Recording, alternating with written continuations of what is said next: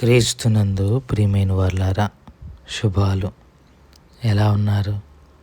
బాగున్నారా? నిన్నటి దినము ఎలా గడిచింది? ప్రభువుకు మహిమకరంగా జీవించారా?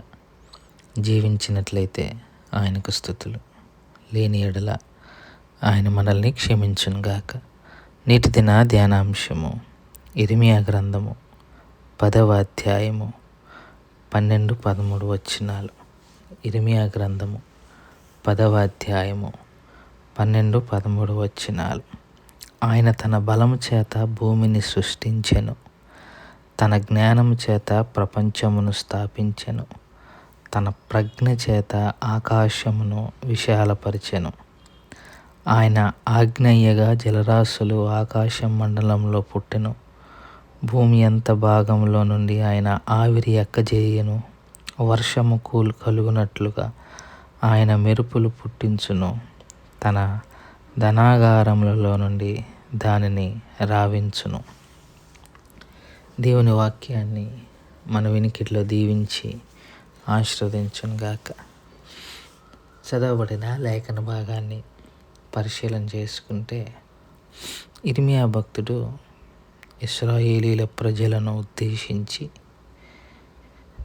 దేవుని గురించి వారికి తెలియపరిచే ప్రయత్నం చేస్తూ మనుషుల యొక్క అవివేకాన్ని, మనుషుల యొక్క అజ్ఞానాన్ని దేవుని యొక్క జ్ఞానముతో, బలముతో పోల్చి చెప్పే ప్రయత్నం చేస్తున్నాడు. మనుషులు ఏం చేస్తున్నారంట? తెలివి లేక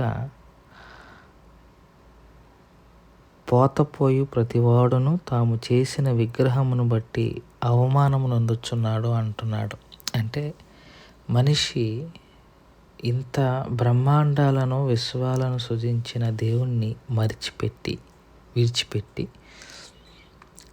తన అజ్ఞానముతో పశుప్రాయుడు వలె విగ్రహములకు పోతపోసి, విగ్రహములే వీటినన్నిటిని సృష్టించాయి అని విగ్రహారాధన చేస్తున్న మనుష్యులను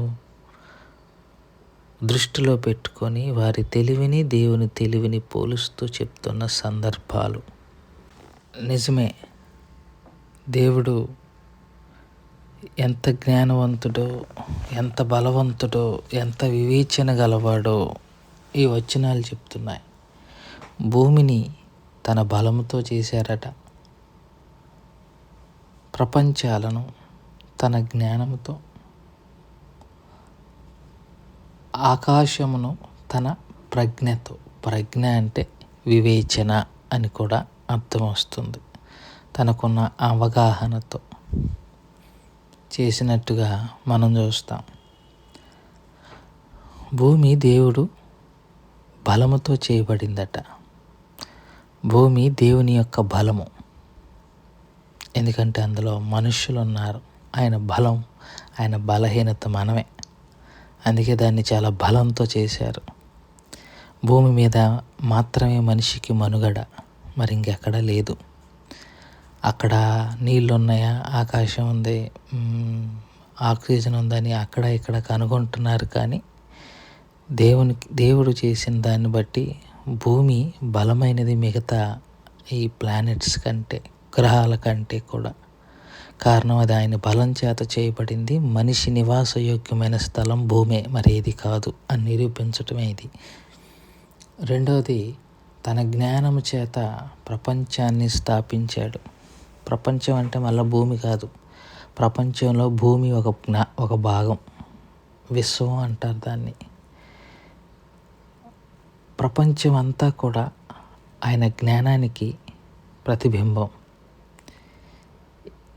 చక్కగా అంతరిక్షము, దాంట్లో ఉన్న గ్రహాలు, నక్షత్రాలు, సూర్యచంద్రులు, ఇవన్నీ ఒక క్రమంలో, ఒక ఆర్డర్లో ఆయన ఆజ్ఞను అనుసరిస్తూ కొన్ని వందల, కొన్ని వేల సంవత్సరాల నుంచి అవి అక్కడే అలాగే సమయానుకూలంగా మన కొరకు పనిచేస్తున్నాయి. అందులో ఏ ఒక్కటి గాడి తప్పినా, సెకను సమయం తప్పినా అల్లకల్లోలం ప్రపంచం అంతా. అందుకే ఎంత జ్ఞానం ఉంటే చేసేవాడికి అవన్నీ ఒక ఆర్డర్లో ఉన్నాయి. అందుకే ప్రపంచాన్ని జ్ఞానంతో చేశాడు. తర్వాత ఆకాశమును తన ప్రజ్ఞతో వివేచనతో స్థిరపరిచాడు. జ్ఞానం ఒకటే కాదు, వివేచన కూడా ఉండాలి. ఎందుకంటే జ్ఞానం ఏంటో తెలుస్తుంది, వివేచన ఎక్కడ వాడాలో తెలుస్తుంది. సో ఈ ఈ ప్రపంచాన్ని తన జ్ఞానముతో చేసేటప్పుడు దేవుడు వివేచన కూడా వాడాడు. ఎంత స్పేస్ ఉండాలి, ఎంతలో విస్తరించాలి అన్న వివేచన కూడా ఆయనకు ఉండాలి. ఆ వివేచనతో విశ్వాన్ని చేశాడు. లేకపోతే ఈ ఆకాశంలో ఆయన విశాలపరిచాడు అనుకుంటాం కదా, మహాకాశములు అని. అలాగా ఆయన విశాలపరిచాడు. అంత మాత్రమే కాదు, ఆయన జలరాశులను ఆకాశంలో పుట్టించాడు. మనం ఆదికాండంలో చూస్తాం, ఆకాశాలు జలరాశులు ఆకాశంలో ఉన్నట్టుగా మనం చూస్తాం. అలాగే భూమిలో నుంచి ఆవిరి పుట్టించి ఆదికాండంలో చూసాం. భూమిని తడిపిన సందర్భాలు ఉన్నాయి. అలాగే వర్షాన్ని పంపించిన సందర్భాలు ఉన్నాయి. అలాగే గాలిని పుట్టించిన సందర్భాలు. ఇవన్నీ ఆయన చేతి పనులు, ఆయన వల్ల జరిగినవి. ఆయన కాకుండా మనిషి వస్తువులను సృష్టించే పూజించే ప్రయత్నాలు చేస్తున్నాడు. 19వ కీర్తనలో అంటాడు, ఆకాశములు అంతరిక్షములు దేవుని యొక్క గొప్పతనాన్ని వివరిస్తూ ఉన్నాయి.